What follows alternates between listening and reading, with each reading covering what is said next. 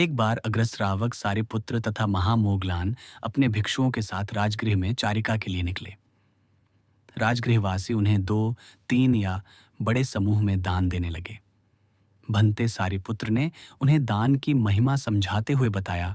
एक, कोई व्यक्ति अगर स्वयं दान तो करता है पर दूसरों को दान के लिए प्रेरित नहीं करता, वह अगले जन्म में स्वयं तो भोग ऐश्वर्य प्राप्त कर लेता है परंतु परिवार संपत्ति प्राप्त नहीं करता। दो, कोई व्यक्ति जो स्वयं तो दान नहीं करता पर दूसरों को दान देने के लिए प्रेरित करता है, वह अगले जन्म में परिवार संपत्ति प्राप्त कर लेता है पर स्वयं कोई भोग ऐश्वर्य प्राप्त नहीं करता।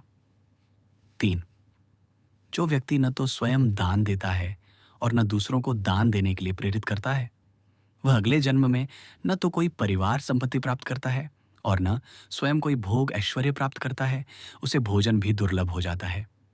इसके विपरीत चौथे किस्म का आदमी वह होता है जो स्वयं भी दान देता है और दूसरों को भी दान देने दो के लिए प्रेरित करता है।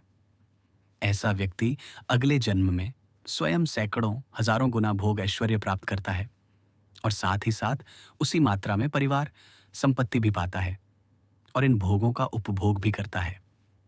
दान की महिमा सुनकर एक समझदार पुरुष ने विचार किया, दान की महिमा बड़ी ही अपरंपार है, क्यों ना भोजन के लिए भिक्षुओं को निमंत्रित किया जाए। ये सोचकर उसने भिक्षु संघ को अपने आवास पर अगले दिन भोजन के लिए निमंत्रित किया तथा घर घर घूमकर लोगों से दान ले लिया, जिससे भोजन व्यवस्था अच्छी तरह हो सके।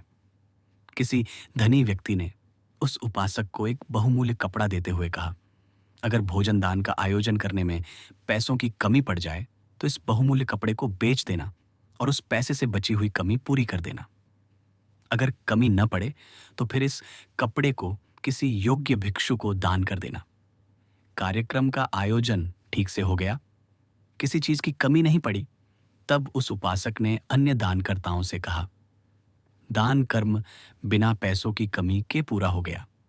इस कपड़े को किसे दिया जाए? किसी ने सुझाव दिया, स्थविर सारिपुत्र ही इसके योग्य हैं। किसी अन्य ने कहा, भिक्षु देवदत्त धान पकने के समय से ही हम लोगों के साथ रह रहा है, अतः यह वस्त्र उसे ही दे दिया जाए। विचार विमर्श हुआ, बहुमत भिक्षु देवदत्त के साथ था, अतः वह वस्त्र देवदत्त को दे दिया गया। देवदत्त के पास काशाय की कमी नहीं थी। भिक्षु संघ का नियम था कि अगर किसी को इस प्रकार का दान मिल जाता है और उसके पास पहले से ही काशाएं हैं तो फिर उस वस्त्र को संघ को दे देना पड़ता था। जिस भिक्षु को वस्त्र की आवश्यकता होती वह वस्त्र उसे ही दे दिया जाता। देवदत्त ने उस वस्त्र को भिक्षु संघ को नहीं दिया, वरन उस वस्त्र को लेकर उसे अपने अनुरूप कटवाकर, सिलवाकर और रंग कर धारण करने लगा।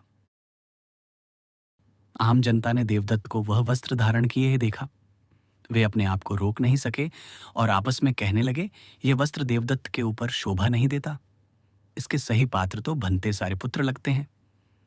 बुद्ध उन दिनों श्रावस्ती में विराजमान थे। कुछ समय बाद एक भिक्षु राजगृह से श्रावस्ती पहुंचा और शाक्य मुनि के सम्मुख पहुंच उन्हें सादर प्रणाम कर एक किनारे बैठ गया। शास्ता ने उससे कुशल मंगल पूछा। बातचीत के क्रम में उसने राजगृह की घटना बताई कि किस प्रकार देवदत्त नूतन वस्त्र धारण कर विचरण कर रहा था और लोगों में इस बारे में आक्रोश था। इन बातों को सुनकर शाक्य मुनि ने कहा, भिक्षुगण, ऐसी घटना पहली बार नहीं हुई है कि सही पात्र न होने पर भी देवदत्त ने ऐसे कीमती कपड़े पहने हैं। पूर्व जन्म में भी वह ऐसा कर चुका है। ऐसा कहकर शाक्य मुनि ने भूतकाल की कथा सुनाई। पूर्व काल में जब वाराणसी में राजा ब्रह्मदत्त राज्य करते थे, तब एक गजघातक हाथियों को मारकर उनसे प्राप्त दांत, नख, आंत, मांस आदि बेचकर जीवन यापन करता था। उन दिनों पचेक बुद्ध जंगल में साधना करते थे। जंगल में विचरण करते समय हाथी जब भी पचेक बुद्ध को देखते तो वे उन्हें झुककर प्रणाम कर आगे बढ़ते थे। एक दिन गजघातक ने यह देखा तो सोचा, इन हाथियों को मारना बड़ा ही आसान है। अगर मुझे भी कहीं से काशाय वस्त्र मिल जाए तो उसे पहनकर मैं इन हाथियों को आसानी से मार सकूंगा। ऐसा विचार कर वह काशाय वस्त्र की खोज में लग गया।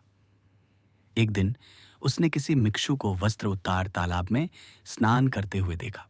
उसने भिक्षु का वस्त्र चुरा लिया। वह उसे ओढ़कर बैठने लगा। हाथी जब उसे प्रणाम कर आगे बढ़ते तो वह अंतिम हाथी को भाला मारकर उसकी हत्या कर दिया करता था। उसका दांत आदि निकालकर बेच देता था तथा बचा खुचा अंश धरती में गाड़ देता था। आगे चलकर एक बोधिसत्व हाथियों के राजा बने। वह बोधिसत्व हाथी भी अपने पूर्वजों की आदत के अनुसार गजघातक को प्रणाम कर आगे बढ़ता था। एक दिन हस्तिराज ने अपने साथियों से विचार किया, लगता है हमारी संख्या प्रतिदिन घटती जा रही है। अगर कोई हाथी यहाँ से कहीं जाता तो बिना बताए नहीं जाता। अवश्य ही कोई हमारे साथ शत्रुतापूर्ण व्यवहार कर रहा है। मुझे उस काशायधारी पर शक हो रहा है। एक दिन सभी हाथियों से मंत्रणा कर गजराज ने हस्ती समूह को आगे भेज दिया और स्वयं सबसे अंत में चला। प्रतिदिन की तरह उस हत्यारे ने हाथियों के प्रणाम कर चले जाने पर राजा हाथी पर भाला फेंक दिया। हाथी सावधान था, वह मुड़ गया और भाले के वार से बच गया।